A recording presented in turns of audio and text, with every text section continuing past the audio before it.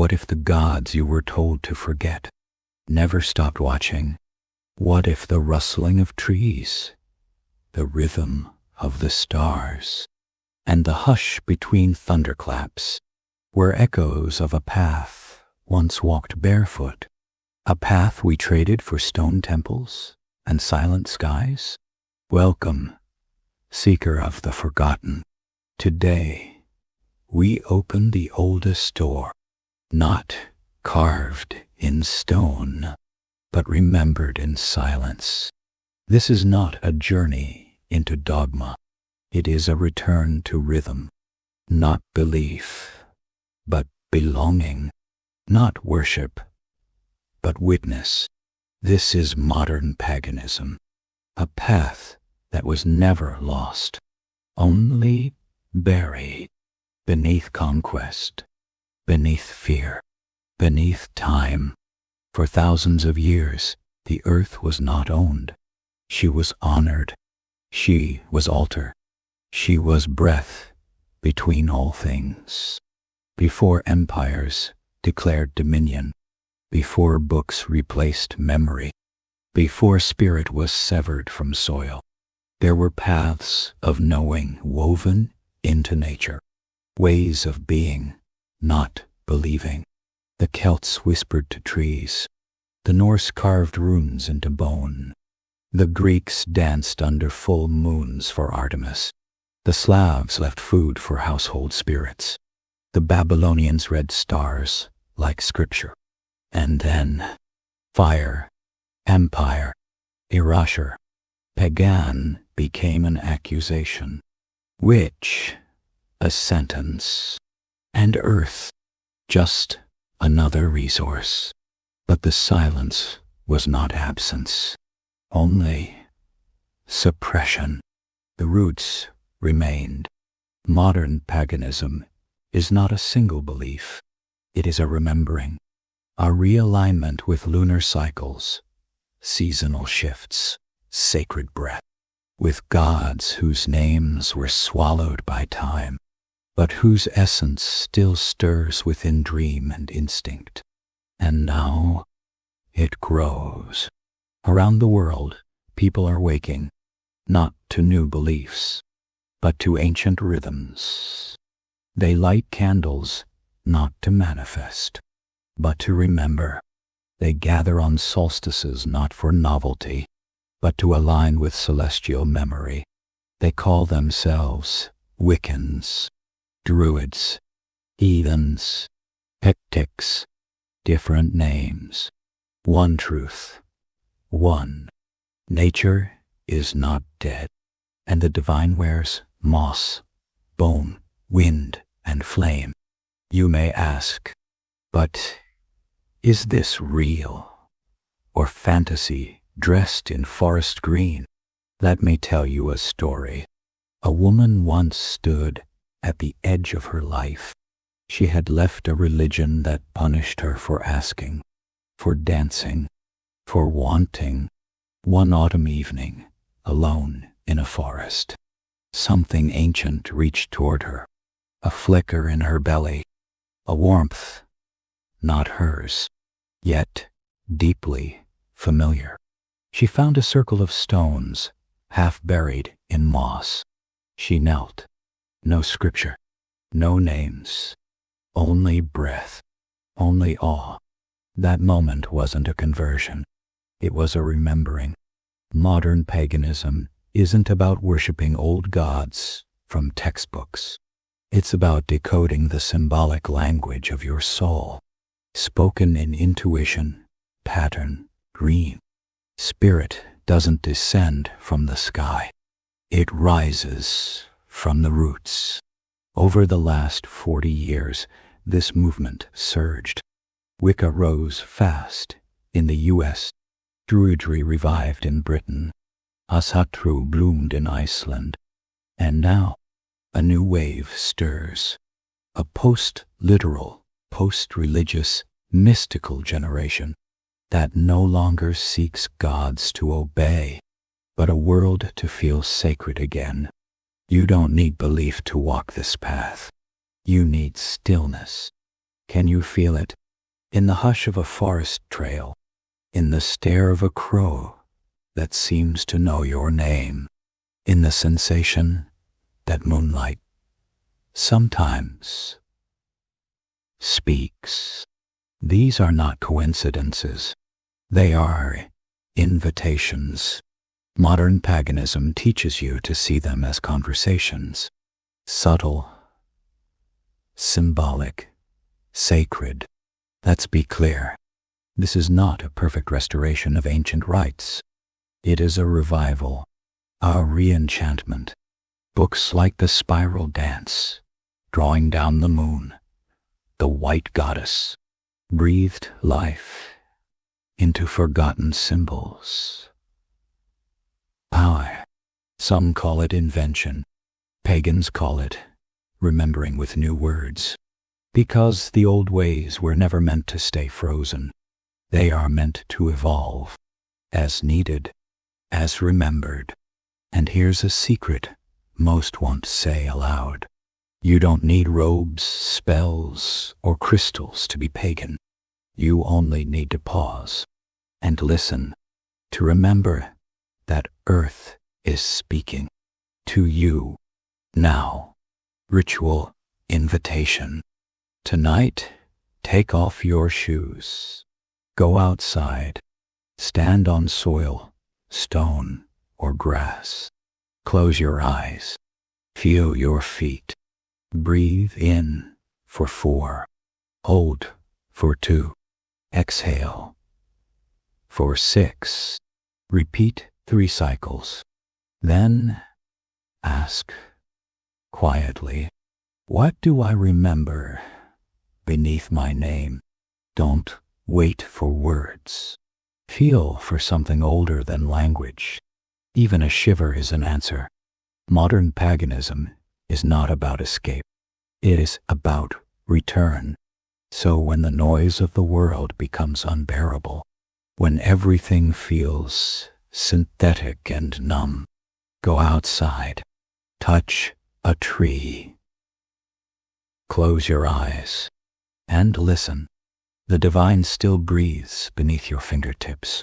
And in that moment, you are not alone. You never were. You've felt it, haven't you? That moment when mist clings to trees and the air feels aware of you. That tingle when a crow lands nearby. Not like an animal, but like something watching. These are not signs of madness. They're symptoms of remembering. Because paganism doesn't ask, do you believe in the gods? It asks, can you feel who's already listening? Let's speak of gods, not as distant rulers or thunder throwers, but as inner archetypes, as frequencies in the soul. Modern paganism doesn't demand literalism. It welcomes multiplicity. You can greet Freya at sunrise and whisper to Ceridwen beneath a full moon, not out of confusion, but out of harmony. These gods are not jealous. They are mirrors. Freya teaches sovereignty and sensuality. Ceridwen guides you through the dark. Pan awakens the wild body. Hecate stands at every threshold. You may never see them in waking life, but you might dream of wolves, feel drawn to cauldrons, pause at crossroads without knowing why. The gods of paganism don't ask for worship. They ask for attention. They are not escape. They are reflection. Carl Jung spoke of archetypes, patterns etched deep into the human psyche. Pagans don't see these as just symbols, but as living presences we can speak with, move with, be moved by. You don't call Bridget because she's far away. You call her because her flame already burns inside you. Many pagans speak of being called, but it rarely begins with clarity. It begins with a whisper, a dream that repeats, a symbol that follows you, a pull toward stones, bones, rivers, stars, and without even trying, you begin to learn moon phases, festival names, herbs and elements, not from a pulpit, but from practice, because paganism is not taught. It is remembered through living. Modern paganism follows the turning of the year, not as tradition, but as sacred rhythm. 8 moments mark the spiral of the seasons, Sabbats on the wheel of the year, I Samhain, de Veo Fence, I Jule, rebirth of light, I Inbolg, Seeds stir, I Austera, Balance returns, I Beltane, fire ignites, I Aletha, peak of sunlight, Elugnasad, first harvest, I Mabon, release and thanks. These are not decorations on a calendar. They are cosmic doors. When you light a candle at Samhain, you don't mark a date. You open a portal your ancestors once walked through. If you picture black robes and Latin chants, pause. Ritual can be as simple as pouring water on soil, highlighting a flame with gratitude, a whispering to the wind, standing barefoot in moonlight saying, I see you. Ritual is not performance. It's relationship. A moment when time becomes thin. And the world listens back. A man once told me he felt nothing. No meditation worked. No gods answered. But one day, while planting a tree, he pressed his hands into the soil and wept. Not from sadness, but from connection. He didn't ask the earth for answers. He just showed up. And in that moment, the earth whispered, welcome home. This is the essence of modern paganism, not rising above the body, but descending into it with reverence, not ascending to a distant heaven, but awakening to the sacred now, not obeying one God above, but listening to the many within. It's not confusion, it's a chorus. And yes, it comes with challenge. To live as a pagan today is to walk against the current of forgetting, to declare, yes, the wind still holds meaning. Yes, the moon still teaches. Yes, the fire still transforms. It's to whisper, no, I will not forget, and then to live accordingly. Have you ever felt drawn to a stone, a path, a bird that lingered a second too long? If so, you may already be walking the path. Comment below. I hear the whisper. Let others know they're not alone. Paganism is not a belief system. It is a way of seeing, a way of touching life with reverence, of listening to gods that live half in dream, half in bone, of becoming again what we always were, a living thread in the sacred web of everything. There is a kind of memory that doesn't live in your mind. It hums in your blood. It aches in your bones when it rains. It pulls your gaze toward the stars without telling you why. This is the memory that modern paganism touches. Not memory of events, but of origin. Because in the pagan way, the earth isn't background. She is the story. She is the stage. And the one telling it. She's not metaphor. She's mother. She's mirror. She's temple. A mountain is not just stone. It is spine. A river is not just water. It is vein. A cave is not just absence. It is womb. And every stone remembers more than any book. To be pagan is not to worship nature. It is to recognize you were never separate from it. Land matters, not just ecologically, but spiritually. Indigenous traditions across time knew this.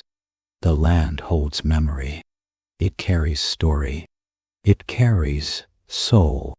Modern paganism rediscovers this, not through taking, but through listening. To walk through a forest, not as an observer, but as a guest.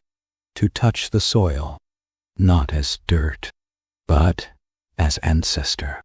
Because the ground you walk on today once heard prayers, held offerings, echoed names now forgotten in books, but alive in wind. And sometimes, if you are still enough, you'll feel the land listening back. Ancestors in paganism are not just genetics. They are not gone. They are near. They walk behind you, like shadows cast by firelight. When you light a candle and whisper a name, you open a thread. When you offer a breath or a sip of wine, you join a river older than language. Some ancestors you know, grandmothers who hummed lullabies, uncles who made you laugh. Others remain unnamed, lost to migration, war, or silence. Still, they are with you. Paganism teaches you can speak to them, and if you listen, you may hear them speak back, not with words, but with warmth, with signs, no, with remembrance. This is not superstition. It's energetic inheritance. To ignore your ancestors is to walk with a limp you don't understand. To honor them is to walk with a strength that was once theirs. But what if your lineage carries pain? What if there was abuse, silence, disconnection? Modern paganism doesn't romanticize the past. It invites you to heal through it, to say, "Home, I honor the wisdom, and I release the wounds." Bones, no, you don't to carry the silence. You can break it with fire, with breath, with love. You become the living altar, where generational pain becomes sacred medicine. A woman once told me, "I don't know where I come from. My family was lost." She wept, ashamed. I told her, "The earth remembers, and so does your blood." Nouns, you don't need a perfect map. You need a willingness to begin. Light a candle. Offer a glass of water. Whisper, "I remember you," even if no names come, even if silence answers. The act itself is enough. This is the quiet power of modern paganism. It lets you begin again from where the line was broken. It lets you weave memory, not from history books, but from resonance. It tells you, you are not a random being. You are a thread in something ancient, alive, and remembering through you. And as you reclaim this, you stop seeing the world as background. The blackbird on your windowsill becomes a messenger. The storm that delays your plans becomes a cleansing. The garden you water becomes a shrine. You begin to ask, what if every moment has meaning? And the world answers, what took you so long? Many pagans describe it. A shift. The world suddenly feels too loud, too artificial, too fluorescent. Something inside you whispers, this is not where I belong. And then you step outside. You place a hand on a tree. You look up at the moon. You make tea in silence. And something expands, not because the world changed, but because you remembered how to see it.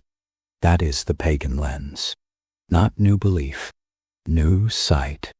Through that lens, ritual becomes art. Nature becomes scripture. And you become both priest and pilgrim. You'll need a small object, a twig, stone, or shell, a quiet moment, your breath. Hold the object. Close your eyes. Ask, what in me is ancient? Breathe in for 5. Hold for 5. Exhale for 5. Let an image, word, or sensation rise. Then thank the object and return it to the earth. This isn't magic. It's reconnection. Paganism doesn't take you backward. It roots you deeper. It helps you remember, not what happened, but what always lived in you.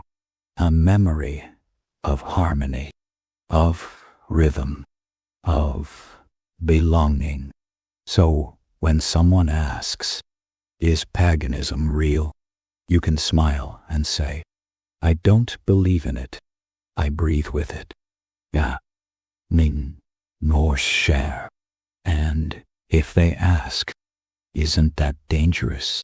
You can say, only to the world that taught us to forget. Every fire casts a shadow, even the sacred ones. And the pagan path, though rooted in reverence, is no exception. If you walk it long enough, you'll reach a door. It won't open with incense, or prayer, or myth.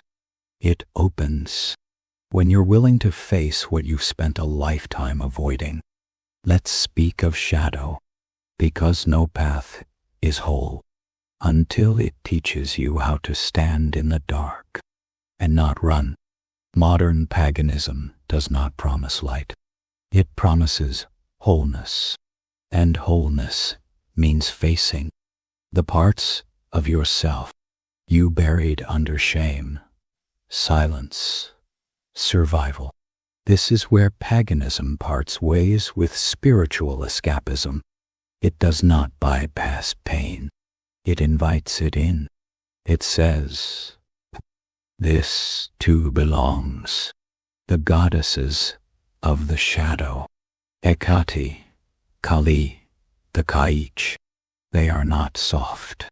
They do not cool. They do not comfort. They demand truth. They hold keys. They guard thresholds. They will not open the door for you, but they will watch as you do it yourself. You cannot summon the moon and ignore your own darkness. You cannot wear flowers and forget what decays beneath them. What is shadow work? It's not a trend. It's a rite of passage. To walk the pagan path is to ask, what pain do I still carry? What power do I fear in myself? What stories have I hidden to be loved? And then, to meet those questions with presence, not to fix, not to banish, but to witness, because the gods don't ask for perfection. They ask for honesty, but honesty threatens systems.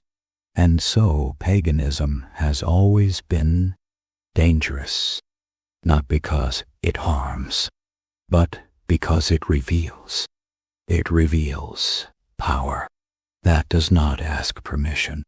It reveals divinity, not in thrones, but in scars, hips, herbs, and flame. It reveals that spirit is not above you, but within you. This is why paganism was feared. This is why witches burned. The burning times weren't about heresy. They were about control. When women gathered in circles, when midwives used herbs, when the moon guided ritual instead of kings, that threatened the machine. So paganism was painted as evil, its tools marked taboo, its symbols twisted. But under the ashes, the embers waited, and now they rise. Today, paganism is still misunderstood. People see a pentagram and think darkness. They hear witch and imagine harm. They hear nature worship and roll their eyes. But these are projections, shadows cast by disconnection. Paganism doesn't threaten peace. It threatens forgetting, because once you remember your power, you stop asking for permission to exist. But even within the pagan world, shadow creeps in. There is gatekeeping, appropriation, dogma disguised as freedom. No path is immune to ego. No tradition above reflection. This is why the truest paganism is not about crystals or pantheons. It's about presence. Not how much you perform, but how deeply you live. A man once told me, I left paganism. It became too trendy. All show, no soul. Nah. I asked, what were you hoping to find? He paused, then whispered, silence, the kind that listens back. I told him, the gods never cared about hashtags. They speak in stillness. None, panao. This path is not about being seen. It's about seeing. And what you see, if you're honest, include your own wounds. Well, paganism offers tools, but they are not decorative. They are elemental. Fire, to burn what no longer serves. Water, to cleanse what clings. Earth, to ground what is scattered. Air, to voice what's been silenced. Spirit, to integrate it all. This is not ritual for ritual's sake. This is transformation. Find a quiet space. Light a candle. Stand before a mirror. Look into your own eyes. Ask, what part of me have I hidden? Wait, bite. When a word, image, or emotion rises, say it aloud. Then whisper, you are welcome at my fire. Let silence be the seal. This is not theatrics. It is return. And yet, this path does not leave you in the dark, because every descent leads to rising. It's the spiral, the myth of Inanna, the rhythm of becoming. You descend, you face, you rise, not as someone clean or pure, but as someone whole. And in doing so, you don't just honor the divine, you become it. So when they ask, what is paganism? Don't just say, nature. Say, I memory, I rhythm, I descent, I return. Say, I no longer fear the dark. I've made a home within it. Nay, I'll have. Nestunarn to you, because in the end, the most sacred ritual is not performed, it is lived. We began with a question. What if the gods you were told to forget never left? Now, another. What if they've been waiting, not in temples, but in you, in your breath, in your stillness, in the way you sometimes pause for no reason and feel watched by wonder? Because this path, this pagan path, was never about discovering something new. It's about remembering something ancient that's always been flickering just beneath your skin. Let the world chase noise, flatten myth into metaphor, digitize a devotion into data, ... But you have chosen a different rhythm. To listen, to kneel when no one is watching, to light candles for no reason you can explain, to walk slower, to speak softer. This is not regression. It's reclamation, not an escape from modern life, but a re-enchantment of it. Every sip of tea, a ritual. Every silence, a spell. Every moment, a doorway. The sacred was never gone. It only waited for you to face it without flinching. And when you do, you change. You begin to hear presence in the wind. You feel ancestors in your dreams. You meet pain not as punishment, but as initiation. You stop asking, is this real? Because you're too busy living it. Across the world, others are remembering too, not in stadiums or cathedrals, but in forests, around fires, in quiet rituals whispered to stars. They remember the wheel, the old names, the moon's hum, the heartbeat of the soil, and they build altars from compost, stone, tears, and song, not to escape life, but to bless it. Paganism is not religion in the modern sense. It's a tuning, a return to alignment with the heartbeat of existence itself. It's not something you convert into. It's something you reawaken from within. And, for many, it starts small. A leaf that falls right when you think of someone. A crow that waits. A dream you can't shake. That's enough. Tonight, before sleep, turn off all lights. Light one candle. Cup your hands around the flame. Not touching, just sensing. Ask nothing. Say nothing. Simply feel how the flame moves, how your breath stirs it, how it glows without asking for your belief. Then gently close your eyes. Let the afterglow remain behind your lids. Whisper, I remember, and blow out the candle, as if exhaling centuries. Let the smoke rise. Let silence complete the sentence. That is the return. And tomorrow, if someone asks, what are you? You don't need to explain. Just walk with presence. Speak with care. Move like the earth is alive beneath you, because it is. Let your life be your ritual. Let your choices be your prayer.